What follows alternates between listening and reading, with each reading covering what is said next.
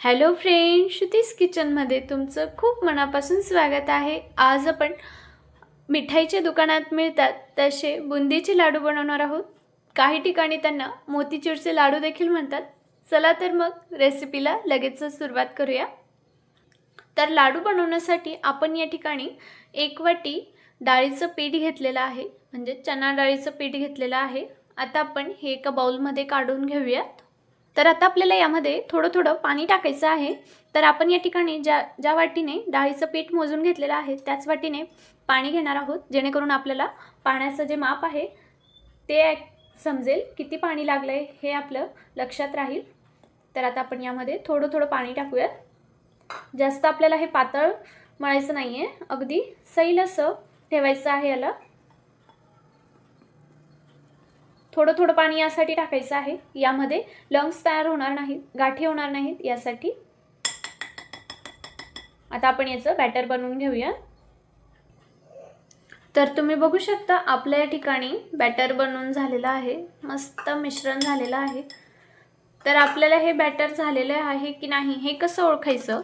तर आता 1 चमचा घ्यायचा आहे, त्यावर हे मिश्रण जे आहे ते असं टाकायचं आहे। असं घ्यायचं आहे, चमच्याच्या उलट्या साइडने घ्यायचं आहे आणि हे असं पडायला लागलं की समजायचं आपलं मिश्रण एकदम रेडी आहे बुंदी पाडण्यासाठी। आणि आपण यामध्ये 1 पाऊण वाटी पाणी टाकलेलं आहे। मी या ठिकाणी माप करून घेतलेलं आहे, तर तुम्ही देखील त्या मापाचं लक्ष राहू द्या, जेणेकरून जास्त पाणी होणार नाही, त्यासाठी मी हे माप करून घेतलेलं आहे। आता आपण बुंदी पाडायला घेऊयात।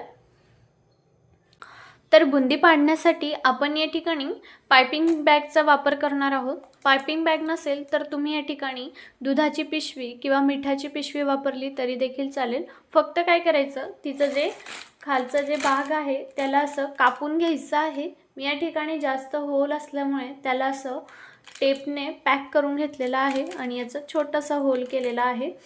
तर असं ग्लासमध्ये याला असं ठेवायचं आहे आणि आता आपल्याला यामध्ये जे मिश्रण आपण तयार करून घेतलेलं आहे ते टाकायचं आहे।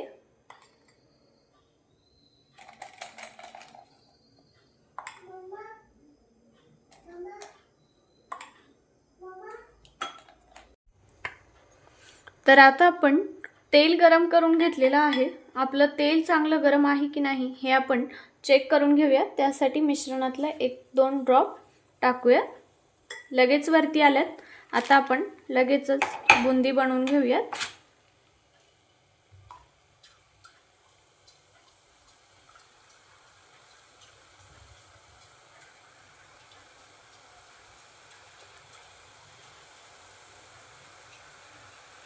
बुंदी करताना गॅस जो आहे तो फास्ट ठेवायचा आहे आणि तेल आपलं पूर्णपणे असं गरम झालेलं हवं।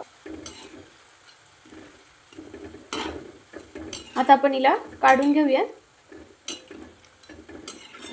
तुम्ही बघू शकता 1-2 मिनिटात आपली ही बुंदी तयार होऊन झालेली आहे। आता आपण हिला प्लेटमध्ये काढून घेऊया। असं टॅप करून घ्यायचं आहे, ज्यामुळे हिचं जे एक्स्ट्रा तेल आहे ते निघून जाईल। आणि अशीच आपण सर्व मिश्रणाची बुंदी तयार करून घेऊया।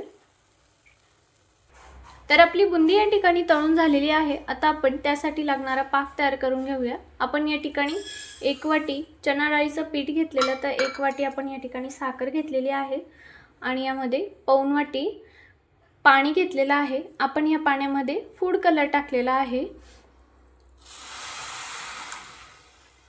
आणि ही चासणी जी आहे, हा जो पाक आहे तो आपल्याला जास्त चिकट करायचा नाहीये, अगदी थोडासा नॉर्मल उकळून घ्यायचा आहे, जेणेकरून याचा जो तार आहे तो बनायला नको आपल्याला, ज्यामुळे लाडू एकदम जास्त घट्ट होतील। त्यामुळे थोडंसं जसं चिकट पाक। जर आपण बुंदीच्या पिठामध्ये फूड कलर टाकला असता तर आपल्याला बुंदी जी आहे, जे पीठ आहे ते शिजलं आहे की नाही, नाहीतर काही वेळेस काय होतं, जे आपल्या बुंदी आहेत ते करपून सुद्धा जातात आणि आपल्याला कळत सुद्धा नाही। त्यामुळे आपण पाण्यामध्ये फूड कलर टाकलेला आहे। तुम्ही बघू शकता आपण या ठिकाणी पाण्यात फूड कलर टाकलेला आहे, यामुळे कलरही छान येतो आणि दिसायलाही खूप छान दिसतात लाडू। तर तुम्ही बघू शकता आपलं साखर या ठिकाणी छान विरघळून झालेली आहे आणि आपला पाक देखील या ठिकाणी तयार आहे। तुम्ही बघू शकता याचा तार देखील बनत नाहीये आणि थोडंसं चिपचिपी झालेली आहे। आता आपण याचा गॅस बंद करूया आणि याला थोडंसं थंड करून घेऊया। आता आपण यामध्ये जे आपण बुंदी तळून घेतलेली आहे ती टाकूया